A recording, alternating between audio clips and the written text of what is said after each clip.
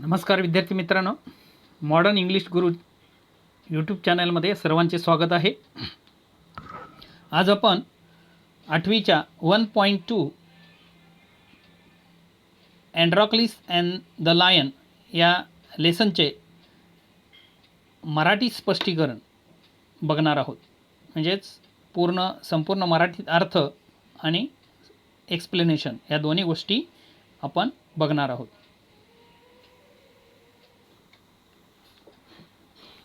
अँड्रोक्लिस and the lion ही एक गोष्ट आहे आणि प्राणी आणि मनुष्य यांच्यामध्ये सुद्धा कशा प्रकारे मैत्री होऊ शकते याचा एक उत्कृष्ट एक्झाम्पल, एक उत्कृष्ट नमुना आपल्याला या ठिकाणी पाहायला मिळतो. म्हणजेच मैत्री ही मानवामध्येच होऊ शकत नाही, तर प्राणी आणि मानवामध्ये सुद्धा होऊ शकते. आणि या ठिकाणी अँड्रोक्लिस हा आपल्या गोष्टीचा हिरो आहे आणि त्यांनी ती एका सिंहाला मदत केलेली आहे आणि त्या सिंहाने ती मदत आठवणीत ठेवून त्या अँड्रोक्लिसला शेवटी कशा प्रकारे वाचवलेलं आहे हे आपण ह्या गोष्टीमध्ये पाहणार आहोत.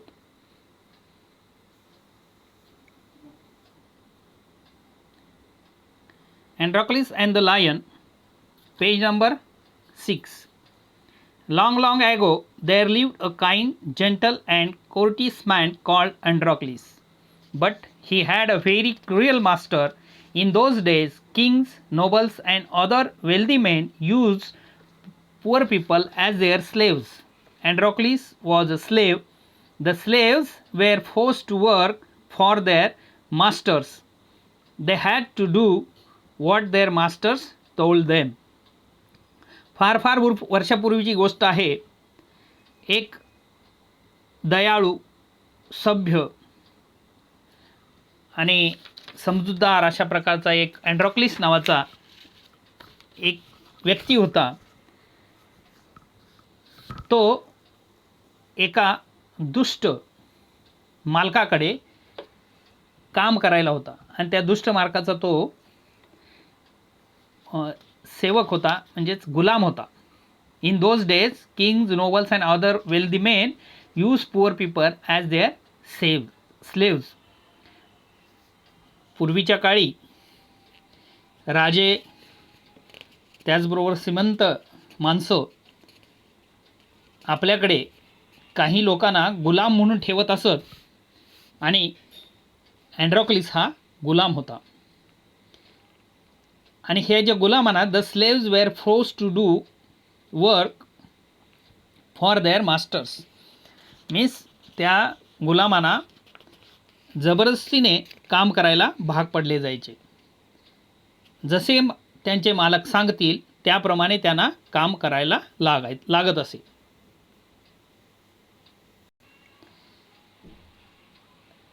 दे हॅड नो फ्रीडम, त्यांना फ्रीडम नव्हते, स्वातंत्र्य नव्हते. नो राईट्स, त्यांना अधिकार नव्हते. आज आपण स्वतंत्र भारतामध्ये आहोत, आपल्याला राईट्स आहेत, अधिकार आहेत, तशा प्रकारचे अधिकार त्यांना नव्हते. Even when they were unhappy with their masters they could not leave हिम. आणि एकदा तुम्ही एखाद्याकडे गुलाम म्हणून राहिला आणि तुम्ही जरी दुःखी असला, तुमचा मालक जरी जास्त त्रास देत असला तरी त्या मालकाला तुम्ही सोडू शकत नव्हते. They were bound by laws to obey their masters however wicked he might be. Wicked means दुष्ट, क्रुअल. आणि ते गुलाम एका कायद्याने बांधलेले होते, बाउंड बाय लॉ. मालक कितीही दुष्ट वागला तरी ते गुलाम मालकाला सोडू शकत नव्हते. Androcles did not like his heartless wicked master.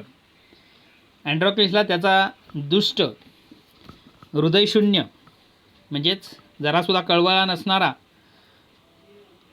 मालक आवडत नसे. His master starved his slaves and often विप देम. आणि त्यांचा मालक जो होता, अँड्रोक्लिसचा मालक जो होता, तो नेहमी गुलामांना उपाशी ठेवत असे आणि चाबकाचे फटके देत असे.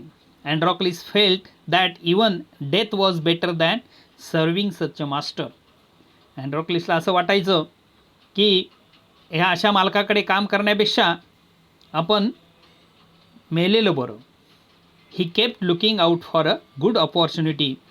आणि तो चांगली संधी येण्याची वाट बघत होता. He kept looking out for a good opportunity. At the first chance he got he escape from the clutches of his cruel master.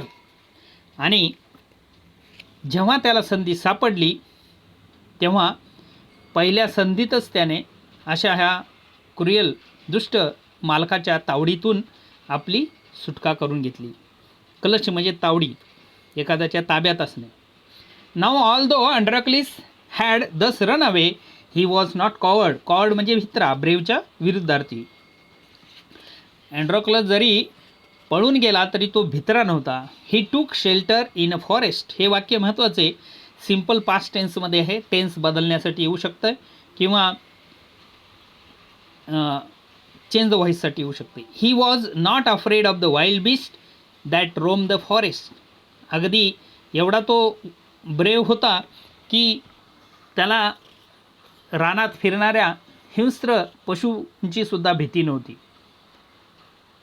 त्याने जंगलामध्ये आश्रय घेतला. He did not mind that he had no roof over his head.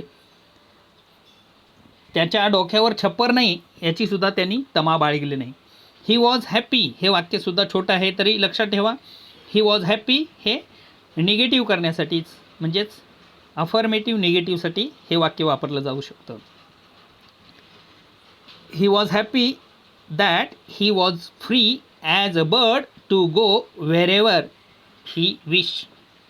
तो आता आनंदी होता कारण तो एका मुक्त पक्षाप्रमाणे होता. तो कुठेही पाहिजे तिथे जाऊ शकत होता. One day as he was wandering in the forest he suddenly came face to face with a lion. His first reaction was to run and flee. आणि एक दिवशी असाच जंगलात फिरत असताना त्याला एका सिंहाचा सामना करावा लागला. पहिल्यांदा त्याला असं वाटलं की आपण आता पळून जावे. फ्ली म्हणजे पळून जाणे. But then he saw that the lion had not moved on seeing him. पण त्याने पाहिलं की त्या अँड्रॉक्लिसला पाहूनसुद्धा तो सिंह हलला नाही. He neither growled nor roared. Neither नॉरचं वाक्य आहे, लक्षात ठेवा. ग्रामरचं वाक्य हे neither nor. It neither growled nor roared. तो गुरगुरलाही नाही किंवा गरजलाही नाही. गुरगुरणे आणि सिंहाची किंवा वाघाची जी असते ती गर्जना पण त्याने केली नाही. In fact it looked at him piteously as if it was in a great pain. आणि खरं तर त्याने त्याच्याकडे करुणेने, दयेने पाहिले की त्याला त्याच्या मदतीची गरज होती, की त्याला तो खूप दुःखात होता. अँड्रॉक्लिस पॉज. अँड्रॉक्लिस थांबला तिथे आणि पाहिलं. Then he moved very cautiously towards the lion step by step. बघा अँड्रॉक्लिस किती ब्रेव आहे. तो हळूहळू त्या सिंहाकडे पुढे चालू लागला. द लायन मोन अँड व्हिम्पर्ड प्लीज हेल्प मी. आणि लायनने असा कन्ह्याचा आवाज काढला आणि व्हिम्पर्ड मीन्स मुसमुसून रडणे, असं जणू काही रडला अशा प्रकारे वाक्यरचना केलेली आहे इथे. Whimpered please help me. कृपया मला मदत कर. Its eyes seem to say. त्याच्या डोळ्यात अशा प्रकारे ते भाव दिसत होते. When Androcles drew near the lion lowered its head and began to lick its paw. आणि जेव्हा अँड्रॉक्लिस जवळ आला तेव्हा सिंहाने त्याचे तोंड जवळ केले आणि त्याने त्याचा पंजा चाटायला सुरुवात केली. Then Androcles saw that the lion's paw was wounded, sore and swollen. आणि अँड्रॉक्लिसनं पाहिलं की त्याचा जो पंजा आहे तो काय झालेला होता, जखमी झालेला होता, सुजलेला होता, त्याला ती इजा झालेली होती. On a closure look Androcles noticed that a big thorn had pierced one of the lion's toes. So, this is the cause of lion's distress, thought Androcles. आणि अगदी जवळ जाऊन पाहिले तेव्हा त्याला असे दिसले की त्याच्या बोटामध्ये म्हणजे पंजामध्ये त्या टोजमध्ये एक काटा लागलेला होता, काटा घुसलेला होतो. आणि अँड्रॉक्लिसनं स्वतःशीच म्हणाला की कदाचित या सिंहाच्या वेदनेचे हे काटा हे दुःख असावे. Summoning up all the courage, Androcles stretch his hand slowly towards the injured paw. He was afraid that the lion would attack him if he touch its swollen paw, but the lion seem to understand his good intention. धैर्य एकवटून, summoning up म्हणजे एकत्रित करणे, courage म्हणजे धैर्य. अँड्रॉक्लिसने त्याचा हात पुढे केला त्या सिंहाचा पंजा बघण्यासाठी. त्याला थोडी भीतीच होती सिंहाची, कारण कदाचित सिंहाने अटॅक केला त्या सुजलेल्या पंजाला हात लावल्यानंतर तर. पण सिंह मात्र कसा समजूतदार होता, त्याचं चांगलं इंटेन्शन, त्याची मदत करण्याची इच्छा आहे त्या सिंहाला समजलेलं होतं.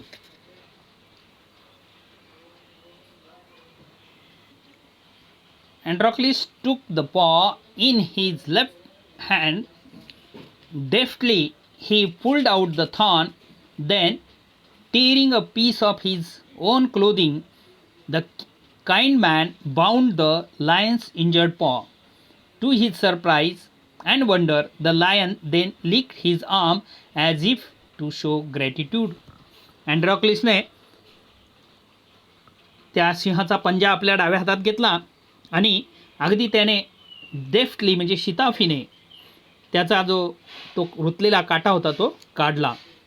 आपल्या अंगावरचे कपडे फाडून त्याने त्या सिंहाच्या पंजाला काय केलं, त्या ठिकाणी इजा झाली होती त्या ठिकाणी ते गुंडाळले. To his surprise and wonder, the lion lick his arm as if to show gratitude. आणि हे झाल्यानंतर आश्चर्याची गोष्ट म्हणजे त्या सिंहाने त्याचा हात चाटायला सुरुवात केली कृतज्ञता म्हणून. बघा, प्राणी, बकरी, गाय, बैल किंवा अशा प्रकारचे हे प्राणी, मांजर, हे आपले हात चाटतात त्यांना तेव्हा त्यांचं प्रेम व्यक्त करायचं असतं तेव्हा. Androcles remained with the lion till it could walk again. पण अँड्रॉक्लिसनं आता त्याच्या जखमेवर मलमपट्टी केली समजा, म्हणजे थोड्याफार प्रमाणात त्यात काटा काढला आणि त्याला पट्टी बांधली, पण त्याला तसेच सोडून नाही दिले. तो त्याची जखम बरी होईपर्यंत तिथेच राहिला. He would hunt in the forest and share his food with the helpless beast. तो शिकार करायचा अशा जंगलात राहून आणि त्याने आणलेली शिकार तो सिंहाला सुद्धा द्यायचा.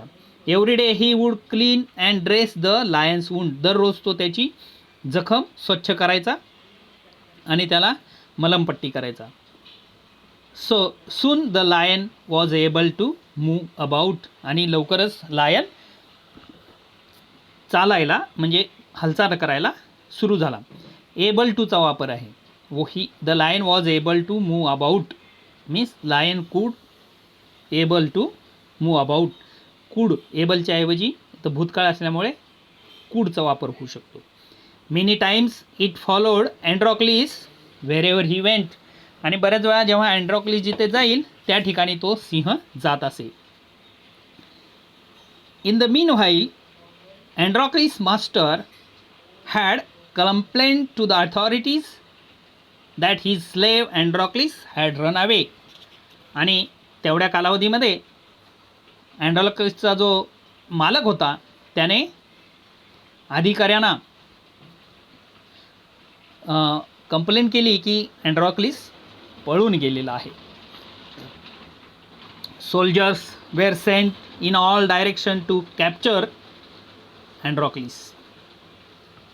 आणि सर्व ठिकाणी अँड्रोक्लिसला पकडण्यासाठी काय केले, सोल्जर्स सैनिक पाठवण्यात आले. They search for him high and low but couldn't find him. त्या सैन्याने सर्व ठिकाणी पाहिलं परंतु तो अँड्रोक्लिस काय त्यांना सापडला नाही. At last they came to the forest where Androcles lived. आणि शेवटी ज्या ठिकाणी अँड्रोक्लिस होता त्या ठिकाणी ते जंगलात पोहोचले. It so happen that Androcles had gone out alone that day while the lion rested near the cave. आणि हे असं झालं ज्या दिवशी अँड्रोक्लिस एकटा जंगलात गेलेला होता जेव्हा तो सिंह त्याच्या गुहेमध्ये आराम करत होता. Both of them fell into the hands of the soldiers. आणि त्यामुळे काय झालं, अँड्रोक्लिस पण आणि सिंह पण दोघं पण त्या सैनिकांना सापडले. The soldiers took them back to the city. सोल्जर्सनी त्या सैनिकांनी त्यांना शहराकडे आणले. They put the Androcles in chains in a prison.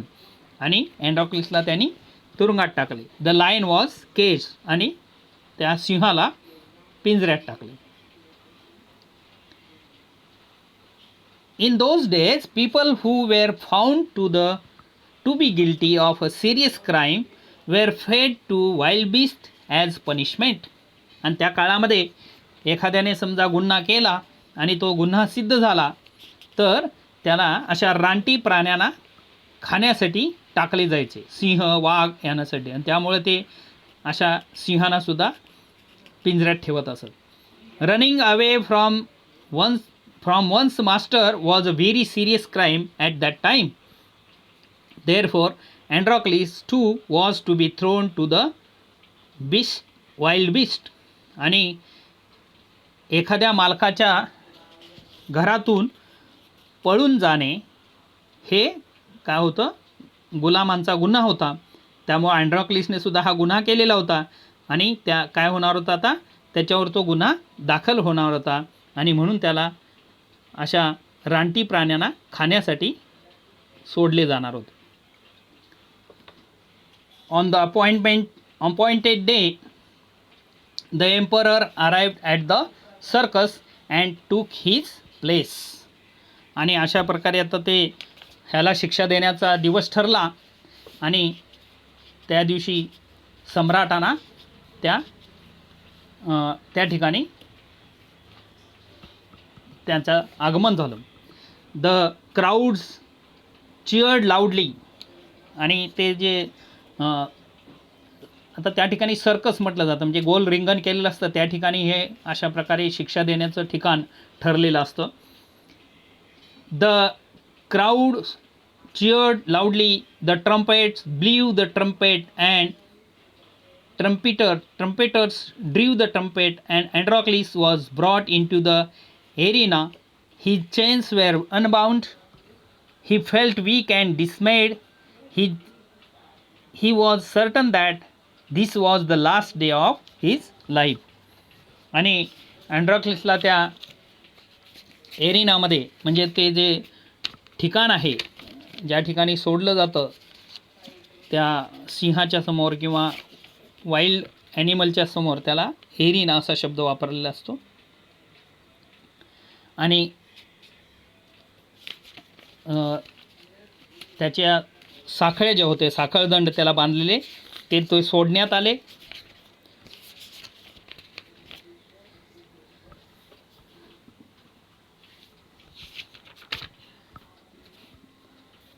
He was certain that this was the last day of his life.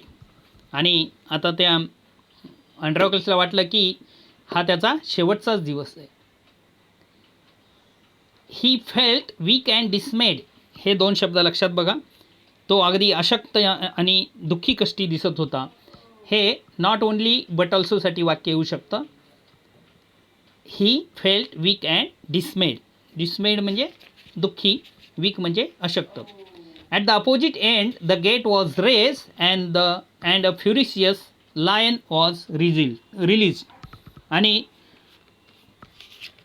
त्याच्या पुढच्या विरुद्ध बाजूला काय होता? सिंहाचा पिंजरा. त्या पिंजऱ्याचं गेट उघडण्यात आलं आणि त्या फेरोसियस लायन, भयंकर अशा सिंहाला सोडण्यात आलं. It had been kept hungry to make it more ferocious. Androcles was filled with fear but he put up a brave front. आणि अशा प्रकारे जेव्हा एखाद्या रानटी प्राण्याला एखादं भक्ष्य देणार असतात तेव्हा त्याला उपाशी ठेवलं जातं. तसंच त्या सिंहाला सुद्धा उपाशी ठेवलं जातं. त्यामुळं तो जास्तच भयंकर झालेला होता, क्रूर झालेला होता. अँड्रोक्लिस वॉज फिल्ड विथ फिअर. त्यामुळं अँड्रोक्लिस घाबरला, पण त्याने त्याचं धैर्य एकवटलं. द लायन सॉ अँड्रोक्लिस अँड रश टुवर्ड्स हिम. सिंहाने पुढे माणूस दिसतो म्हटल्यानंतर आपल्याला भक्ष्य मिळाल्यामुळे तो त्याच्याकडे धावत सुटला. Bounding and roaring.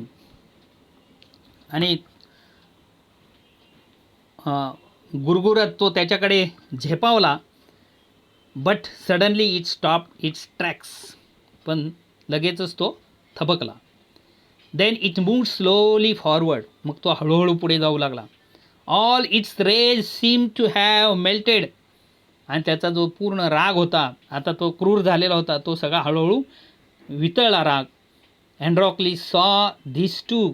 अँड्रोक्लिसने सुद्धा हे पाहिलं. Each friend recognize the other. आणि दोघंही मित्रांनी एकमेकाला ओळखले.